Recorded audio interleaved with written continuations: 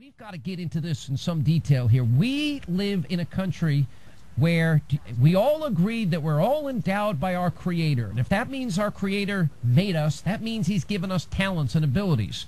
And it's only under a free form of government, free enterprise, capitalism, that we're going to be able to make choices in our life. You want to be free to make choices in your life, right? Right. All right, so for example, if you live in freedom, and you wake up in the morning, you have a choice to get up and go to school and develop a talent, a marketable skill, and create goods and services that people want, need, and desire. You can make those choices in life, can't you? Right. You can decide to work 14, 15, 16 hours a day, or you could just work 6 hours a day, right?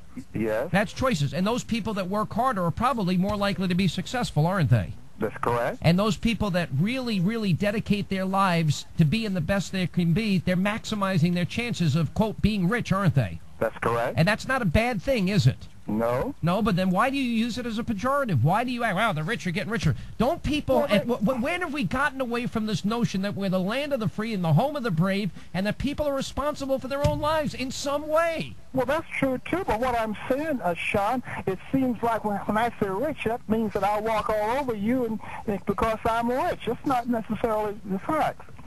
You understand? No, listen, I'm going to tell you, I started out poor in my adult life. I know what it's like not to pay rent and not to have and to worry about paying my rent. I know what it's like not to be able to go out and even buy a hamburger, for crying out loud, because I didn't have enough money. I know what it's like to make deals with my landlord to paint and hang wallpaper and do carpentry and clean up the lawn so that I could pay my rent. I've done all of that in my life. That's where I started. I know what it's like to never be able to buy a new car. I'm blessed now because I've bought my 4th Escalade. But I know what it was like early when I started in life, when every car that I bought was either $200 or $300. And that I'd spend my weekends fixing that old car because it was not in the best shape. But Sean, our country, why are we not respected in other countries? In other words, you're all over the map. Focus on what I'm saying. If we live in freedom, you can make choices in your life, can't you?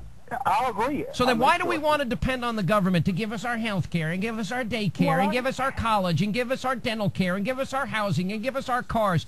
I mean, what do we need? Private nurses now for everybody in their life because we're so fearful as Americans that we can't do anything for ourselves?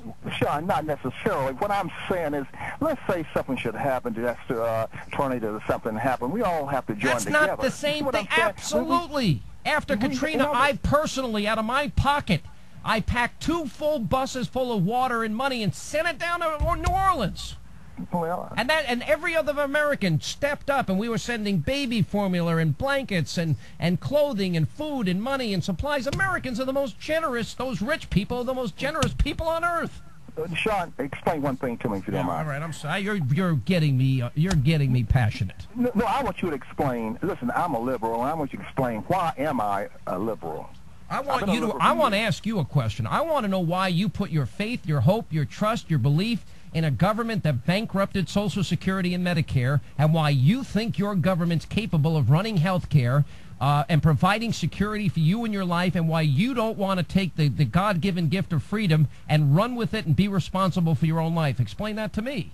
Well, I just don't. I love my government. I love my country. We are the government. The people of the government. We the people. But that's not the point. But liberals want more government. Liberals want, a cradle-to-grave society. Liberals want every aspect of their life protected. Not necessarily. Yes, they do. Well, then why do they want to nationalize health care? Why do they want baby bonds? Why do they want free college tuition? Sean, I cannot explain that because I'm merely stating that I'm a liberal. I'm trying to wonder why am I a liberal and not a conservative? Well, you have to answer your own question, but I'm going to tell you what I believe in. I think, and we'll go into this in more detail later because we've got a lot to get to today, but I'm going to tell you something. Your liberal friends, these liberal politicians, those that make these promises, those that believe in redistribution, those that believe in collectivism, socialism, those that would destroy our health care system, those that bankrupted Social Security, they play on your fears. And they play on your fear that you may get sick and you might need to go to a hospital, that you may not be able to pay your mortgage, you may not be able to pay for college, you may not be able to pay for daycare. But I'm telling you this. With every new government program, every time you put your faith, your hope, your passion, your trust in your government, you are giving up the greatest gift that you were born with, and that is the gift of liberty and freedom. Because every time they create a program, as you work for it, you pay for it. and you give up an aspect of your life and your heart and your soul as they create false promises that they're never, ever, ever going to be able to fulfill. Your real confidence in life ought to come in the belief in yourself, who you are, what you believe in. You've got what Americans have gotten away from is the notion that they take full and complete responsibility for the decisions that they make in life. And that means that if you decide to get up in the morning and to put in 14, 15, 16 hours a day, if you decide to get a good education, if you decide to get marketable skills that people want, need, and desire, if you make those decisions in your life, the chances are, I tell you, you cannot fail in this society, and you will be one of those rich people getting richer. And it's all a matter of choice for individuals. And at some point, at some time in your life, you've got to be responsible for the choices that you make. And stop thinking and living your life in this paradigm of fear and this demon of doubt and this absolute lack of confidence that has become pervasive in the minds of many people and that liberals play on every single day. They can't take away your fears in life. Life is full of risks. You get up in the morning, and there's no telling what's going to happen when you walk out the door that day. You know, why do you have to ask me, by the way, why you're a liberal? I got to ask you that last question, then we got to go. Sean, I don't know why. Because I've been listening to your show and I really enjoyed it. I just turned it on last week, and I enjoy your conversation. You sound very young. And what I mean, I'm 46 years old. I've lived a pretty long life so far. Sean, you are 46 and I'm 72. So what I'm saying is I'm trying to understand where you're coming from. All right, but then you didn't answer my question. Why do I have to explain to you why you're a liberal? Because you make it sound, well, not necessarily, but when you say a liberal, they sound like they're dirty. It's a dirty word. In other words, somebody call you... Not a dirty word. It is what it is. They'll lie. They'll misrepresent the truth and say, oh, I'm a conservative. I'm saying liberals are lacking in confidence. Liberals believe that the answer to every problem they have can be solved by the government. Liberals believe that they don't see the world and the evils that exist. They deny that in the last 100 years of human history, because of evil, 150 to 180 million souls were lost, and liberals believe, well, if we're nicer to them, maybe they'll be nicer to us, and we'll negotiate with the Holocaust denier without preconditions. Let me ask you this. In the course of your life, you're 72 years old, Bob.